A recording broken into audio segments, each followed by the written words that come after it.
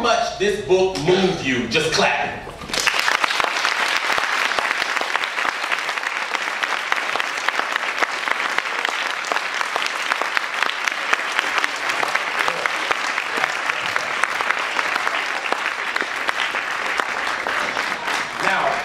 One last thing. If this book made you proud to be black, I want you to clap again.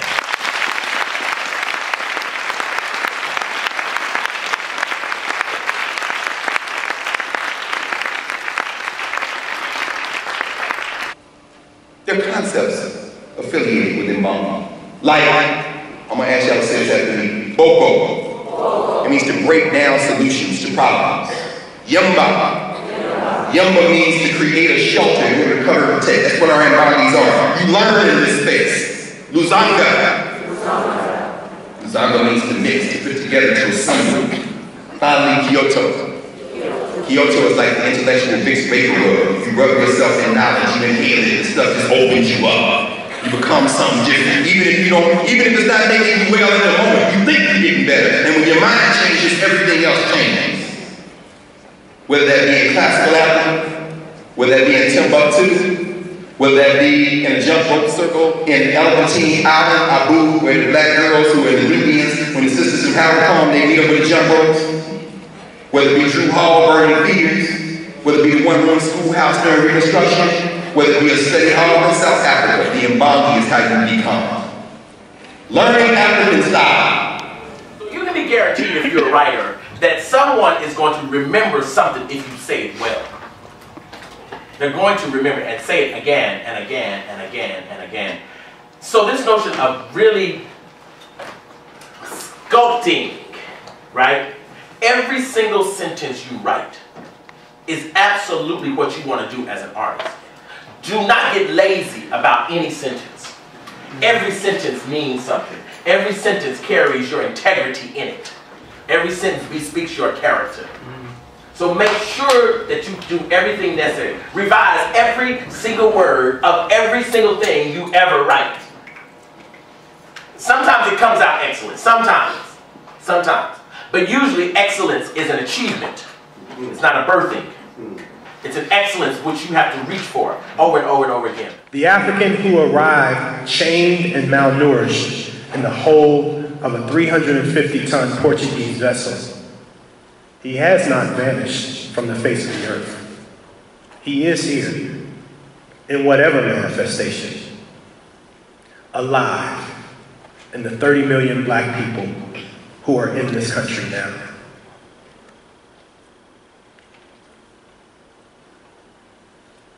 So, when we see a museum on the National Mall, that museum is now intertwined with the national memory.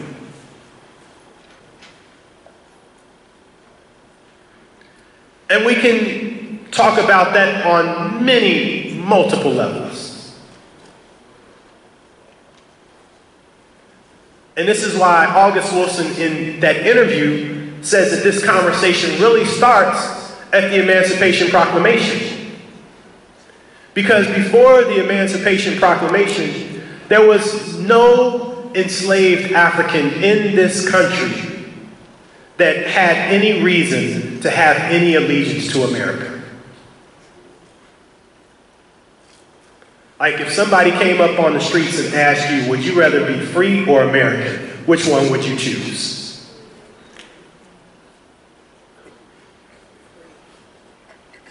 How you answer that question says a lot about your psychology. Also, this statement is problematic for another reason. Because when you say the museum is not black, ultimately what you're saying is that, like, black lives don't matter if black people are telling the story. Somebody else has to tell the story. We can't tell it.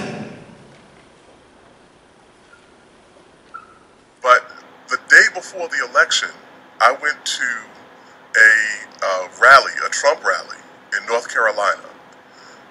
and the sense of grievance and the sense of persecution and the signs that said deplorable lives matter, they reminded me of something that happened. There are two things that happened in June of 2015 in close proximity. I'm not saying that there was a causal relationship between the two of them. I want people to be very clear. I'm not saying there was a causal relationship. But on June 16th, Donald Trump began his presidential campaign. He announced that we were inundated by a scourge of Mexican rapists. And this was one of the things that was wrong. This was the basis upon which he was initiating his presidential campaign, June 16th. On June 17th, Dylan Roof walked into the sanctuary of Emmanuel AME Church in Charleston, South Carolina, and shot 9 people, leaving behind a manifesto saying that he was doing this in part to defend his people from the scourge of black rapists. And so they're responding to the same cultural zeitgeist, the same prompt, the same moment, in which there's a sense of victimhood. And it's an inverted victimhood.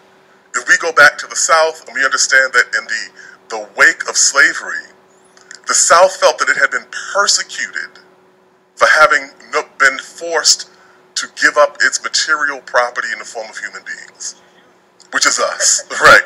And so our introduction to American society begins with this relative post-truth perspective on the world. Brother, go. I met someone today who told me that they loved life and the lives of everyone here because someone had to. The first thing this philosophy tells us is that we need to understand the fact that there is an intricate connection between existence and morality.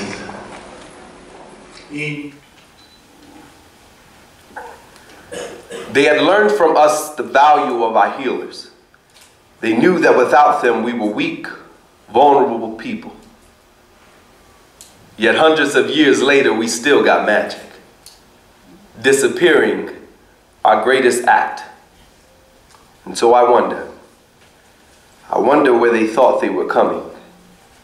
I wonder what they thought they'd become. I wonder how English tasted as it washed up the shores of their broken ears. I wonder how it feels to watch your identity fade away like memory. I wonder if they knew the coming would be so bad. I wonder how it feels to speak and not be heard, to die and not be remembered, to live and not be loved, to go and not know where. I wonder how it felt to be shipped to a destination where no one awaited your arrival. I wonder where they thought they were coming. I wonder what they thought we'd become. I wonder how songs of strength sound to a people whose gods don't even hear them. I wonder how they remain sane in this ship. I wonder how they expect me to remain sane knowing this shit. And so I pray, our fathers, who art in silence, be not distant from our pain. If we must run from a white man's gun, let there be rioting on earth as it is in heaven. Give us this day no more dead, and forgive us our pain as we so easily forgive those who inflict it upon us. And lead us not into retaliation, but deliver us to freedom. For thine is the kingdom, the power, and the glory forever. Ashe. No, who knew? You don't know that it's going to bear fruit. That's right. You just don't have, and you really don't have the right to it.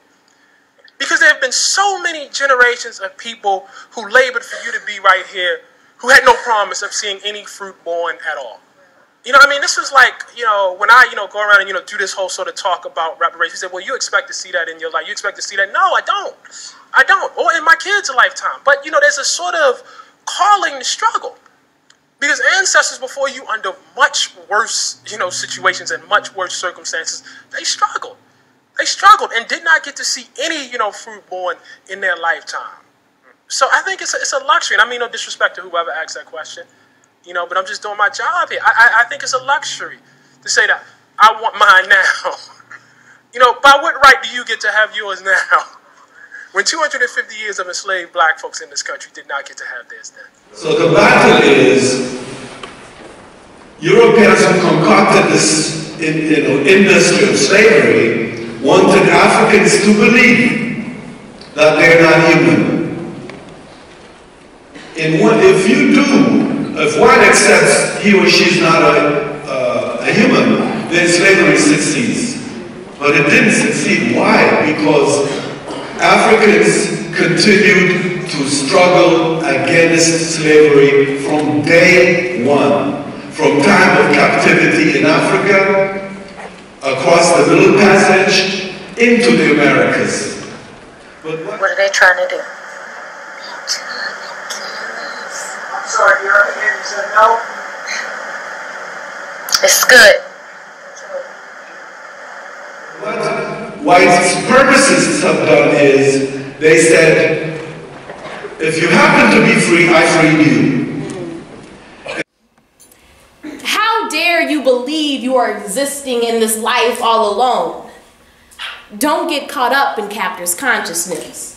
You know we live forever. How dare you dare to not believe in my perpetual presence? Don't you see me? I know you've been raped, hanged, torn, battered, and beaten. So have I. They have taken your pride, dignity, but they have not taken your soul. Doesn't your soul see me? Your soul has tactile eyes, so I'm really asking, don't you feel me? Whole ocean separated me from my land and people, but I still feel the rhythm of our djembe in my heart. I'm still with you. The fallacy and our forgetfulness will forever be our faltering. Don't be like me. Remember, please remember me and us and those who came before you so you can remember yourself. I see you faltering, trying to recover and recapture, but your fight is what my fight was, just the depiction is different, but the people the same. Yes. Nonverbal utterances. What my other babies does in this week, she's okay. All right. And she says everything. And it's not just for that moment. In that moment, it's 150 years of, okay, you messed with me. It's black woman sass. It's I'm disgusted with this oppression. It's all right, you messing with me now, but I'm gonna win. All of that is in that verbal image. The question again that you have to ask is, with all of these tools and with all of this creative energy, how can you use that to move towards liberation? So as I get ready to close, what I want you to think about is the ways that we have been trying to encourage you over the course of the semester with the different lectures to begin to be activists and to find and sustain new forms of resistance that can usher in change. Herein perhaps lies social media's greatest potential as a revolutionary tool loose from the shackles of sound bites, because what you don't want is to ascribe to more Twitter followers by talking English. You're trying to get people to listen, to think. You have the opportunity in those 140 characters and every repetition thereof to teach you in every iteration of the thing that you said. So how do you use social media, everything from the GIF to the Twitter to the hashtag to Oscar So White to whatever it is that you come up with to generate critique? How do you use that to build community and to transform knowledge, and to create new knowledge in some instances that can sustain transformation? You have to ask yourself a number of questions, as we did a little bit earlier. What are you willing to do? What price are you willing to pay? Will you take on the role of a scribe who's invested in liberation? Scribes who are interested in liberation offer a direct challenge to power in its prevailing discourses and expand our critical imagination. In the text, my aim was to make the words do what the water was doing, right? Which means, and in doing that, I was hoping to force all the readers onto the boat also, so that you could not just read this story just as a narrative, but you had to be in it. You had to be part of it. To read The Coming headed back, I wrote down, I said, reading The Coming on the way home is like taking our souls back to the beginning. And it's almost like undoing the trauma, right? And now we get to ask the ancestors why. Why? What was this? Why did we have to do this? Without the answer being something that was wrong with us, right? Instead, we get to now understand, no, there had to be a spirit in the middle of all of this. There had to be some reason, Carmen, that we had to come to this place called America, this place called South America, this place called Canada, now called Canada. These places called the Caribbean islands. And then we get to understand that our dispersal throughout the world was really in order that everybody on the planet would see what a human being looks like. Would get a chance to witness and thereby get a chance possibly to become fully human. The African had achieved that in a way that no other people had on the planet. And in order for the planet to be humanized, no one else could do it but us. The truth is. And of course we heard the drums. Everyone, everywhere, in every village. They beat with the regularity of the heart itself. It was the language of our gods, the collective voice of a people. This made our past perfect.